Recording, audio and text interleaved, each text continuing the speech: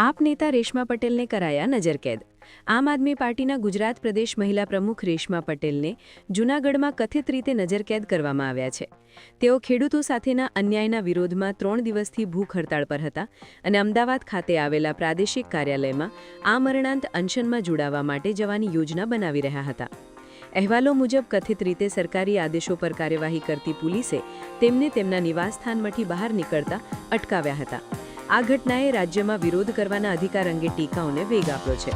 રેશમા પટેલ એક જાણીતા રાજકીય અને સામાજિક કાર્યકર્તા છે, જેમનો વિવિધ કારણોસર ભૂખ હડતાળ સહિતના આંદોલનોમાં ભાગ લેવાનો અને તેનું નેતૃત્વ કરવાનો ઇતિહાસ છે।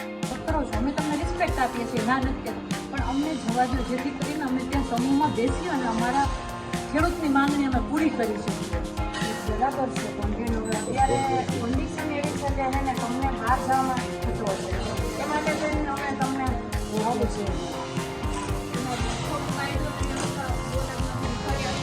એવું બને અને પછી પરિસ્થિતિ વધારે બને એના કરતાં તમે સમજો કે અમારી કન્ડિશન કોઈ સંજોગોમાં જવા જ નહીં શક્ય નથી બેન, એનાથી કાયદો વ્યવસ્થાનો પ્રશ્ન થાય। તમે પણ સમજો, તમે પણ કાયદો વ્યવસ્થા કાલે પાછા આવી જશું, અમે ના નથી પાડતા। કાલે શું પરિસ્થિતિ બનશે એ ક્યાં કોઈને ખબર નથી, પણ હું એ જ કહું છું બેન, હું ખાલી સિમ્પલ કહું છું,